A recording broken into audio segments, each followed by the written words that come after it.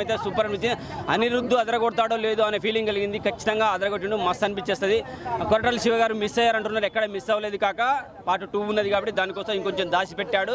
ఈ ముందు వెనకకు ముందు ఎందుకు చూపించాడో దాంట్లో చూడని తెలుస్తుంది. అలాగే బాహుబలి క్లైమాక్స్ ఉందని అంటున్నారు. వైకిలుడు బాహుబలి కట్టప్ప అని చెప్పేసి ఇల్లు కూడా అదే సన్నివేశం ఉందని చెప్పేసి, అలా ఇందులో ఎవరు చంపేశారో క్లారిటీ తెలియదు. కొడుకు చంపేశాడా, లేకపోతే ప్రకాష్ రాజ్ గారు మనకు స్టోరీ నేరేట్ చేస్తుంటాడు, ఆయన చంపేశాడా, లేదంటే శ్రీకాంత్ గారు చంపేశారా? శ్రీకాంత్ గారు కూడా మంచిగానే ఉంటారు, ఒక సన్నివేశంలో కొంచెం కోపం కనపడుతుంది, మరి ఆయన చంపేశారా, లేదంటే సైఫ్ అలీ గారు కానీ చంపేశారా, ఏమి అర్థం కాకుండా పెట్టింది అనమాట మనకు. సో ఆ మిస్సింగ్ అనేది మనకు పార్ట్ 2లో ఖచ్చితంగా చూపిస్తాడు, రివీల్ చేసేస్తాడు. 100% పార్ట్ 2 కోసం అయితే ఎదురు చూడొచ్చు. నెక్స్ట్ అనిరుద్ధు నిజంగా బీజిఎం కానీ పాట కానీ అదిరిపోయినాయి. ఓకే తెలీదు, గుర్తులేదు, మర్చిపోయా అని అంటారని అనుకోవద్దు. బట్ ఓవరాల్గా సినిమా బాగుందండి, నో ప్రాబ్లం, దేవరా చూడొచ్చు. మరి సోషల్ మీడియాలో ఎందుకు దాన్ని అంత నెగిటివ్గా స్ప్రెడ్ చేస్తున్నారో అర్థం కాలేదు. అండ్ ఇందాక ఒక కామెంట్ చదివా, ఒరిజినల్ కొరటాల శివ గారు ఒరిజినల్ కాపీ ఇచ్చారంట, బట్ డూప్లికేట్ కాపీ ఎక్కడ ఉందో నాకు తెలీదు. సినిమా స్టోరీ లైన్ ఏంది?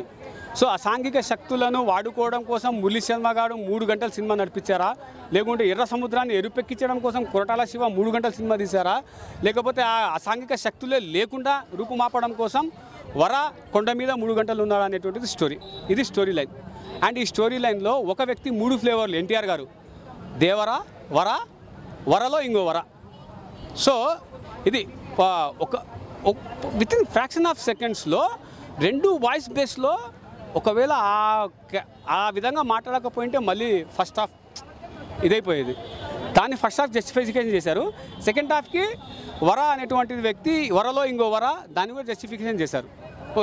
అండ్ సైఫ్ అలీ ఖాన్ గారి యాక్షన్ ఉంటుందన్నా, పర్వాలేదు యాక్షన్. రాజమౌళి గారు సొరచాపను పంపించారు, ఏది ఛత్రపతి నుంచి కొద్దిగా బక్క చిక్కిపోయింది చాప అది. సో ఇది అండి స్టోరీలోనే.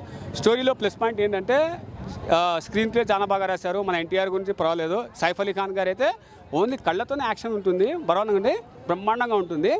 బట్ నాకు నచ్చింది నెగిటివ్ ఒకటి చెప్పేది, నువ్వు ఆ ఎందుకు పుట్టిందో ఎందుకు వచ్చిందో సాంగ్ నాకు అర్థం కాలే, ఎందుకు దూరిందో తెలియదు. అది ఆ సాంగే నాకు నచ్చలా అన్న. మిగతాది సినిమా మటుకు సూపర్. క్లైమాక్స్లో వరాన్ని దేవరా చంపాడా, దేవరాన్ని వర చంపాడా? సో దేవరాన్ని వర చంపేస్తాడు. అండ్ వర తనకు తాను శిక్షించుకొని చచ్చిపోయినాడా లేకుంటే జస్ట్ అలా ఉన్నాడా అనేది తెలీదు. ఒకవేళ చచ్చిపోతే పార్ట్ 2 ఎట్లా వస్తుందో తెలీదు. ఒకవేళ అలానే ఉంది అంటే మరి పార్ట్ 2 ఇంకోలాగా ఉంటుంది. ఈసారి సముద్రంలో తీశారు, రేపు మళ్ళీ అవతార మాదిరి ఆకాశంలోనూ అగ్గిలోనే తీస్తారేమో దేవరా 2. రేటింగ్ ఎంత ఇస్తున్నారు? రేటింగ్ 7. సప్తమ సంవత్సరాలు 7 కాబట్టి 7 ఇస్తున్నా రేటింగ్. ఓకేనా? తెలీదు, గుర్తులేదు, మర్చిపోయా. ఓకేనా? దేవరా టైటిల్ సాంగ్ తప్ప. హైలైట్లో ఆ లాస్ట్లో ఉండే ట్విస్టే భయ్య, చాలా బాగుంది ఆ ట్విస్ట్. ఎవరు అందరూ అనుకుంటారు ముగ్గురు ఎన్టీఆర్లు అనుకుంటారు, కాదు మొదటి ఎన్టీఆరే తండ్రి క్యారెక్టర్లా ఉండి సముద్రాన్ని నడిపిస్తాడని, అది బాగుంది ఆ ట్విస్ట్. క్లైమాక్స్ ఎలా అనిపించింది? క్లైమాక్స్ ఎక్సలెంట్ భయ్య. క్లైమాక్స్ని పెద్ద ఎన్టీఆర్కి పెద్ద క్యారెక్టర్ ఇచ్చారు సినిమాలో, దానికి తగ్గట్టే చిన్న ఎన్టీఆర్ కూడా పెద్ద క్యారెక్టర్ ఇవ్వాలని చెప్పి ఆ వాడని చనిపోయిన మనుషులందరితో లాక్కొని వచ్చి ఒక చరిత్ర సృష్టిస్తాడు కదా, అది తెలియలేదు. అంటే సినిమా అదే ల్యాగ్ ఉంది, ఎక్కువైంది అని చెప్పి తీసేసి ఉంటారన్న. మన హాలీవుడ్ మూవీ అయితే 1.5 అవర్లకు ఫినిష్ చేస్తారు. ఇది మరి మనం 4 అవర్స్ 5 అవర్స్ షూట్ చేస్తాం కాబట్టి అని కొన్ని సీన్లు తీయాల్సి వచ్చి ఉంటుంది.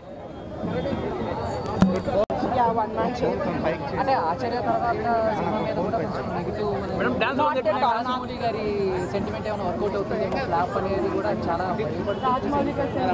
అంటే రాజమౌళి గారు ఇప్పించిన తర్వాత హీరోకి ఫ్లాప్ అనేది రేంజ్కి వెళ్ళారు. ఎవరి క్యారెక్టర్ బాగా నచ్చింది?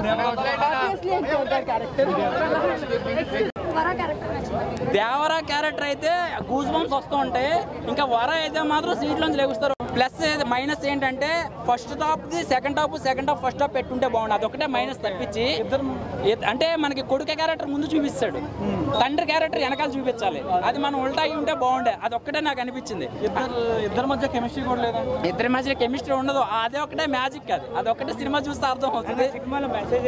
సినిమాలో మెసేజా అది ఎక్కువ చెప్పకూడదు భయ్య, ఎందుకంటే ఏమి మెసేజ్ గురించి మాట్లాడడానికి అది అంతకన్నా ఏం వాడతారండి బాబు.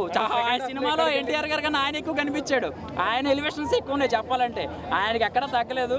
అసలు ఒకటేంటంటే చాలా మంది ఏం చేస్తున్నారంటే సినిమా బాగాలేదు అంటున్నారు కదా, ఆ బాగాలేదు అన్న వాళ్ళకి నేను చెప్పేది ఏంటంటే బాగాలేదు అనుకుంటే గమ్మున ఇంటికి వెళ్ళిపో, గమ్మున ఇంటికి వెళ్ళిపో, కానీ సినిమాకి రావద్దు, సినిమా బాగాలేదంటే మీ వల్ల 75% ప్రొడ్యూసర్ నాశనం అయిపోతున్నాడు, ప్రొడ్యూసర్ దెబ్బ అయిపోతున్నాడు. ఇప్పుడు నా దగ్గర తీసే రివ్యూ కొన్ని వందల దగ్గర తీసుకుంటారు, ఆ 100 లక్షల కోట్లు అవుతున్నాయి ట్రోల్స్ వల్ల.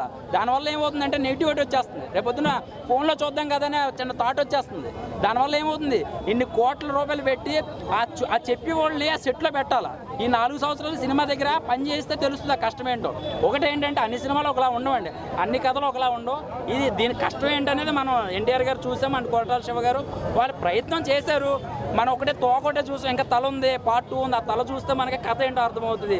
ఇక ఇప్పుడు మన సలార్ని కూడా అలా అన్నారు, ఫస్ట్ పార్ట్ ఏం బాగాలేదా, రెండో ప్రభాస్ వస్తాడు అన్నావు కదా అన్నాడు. ఆగరా, కంగారు పడకో, పార్ట్ 2 ఉంది, అప్పుడు దిగుతాడు మనోడు. ఓకే భయ్య.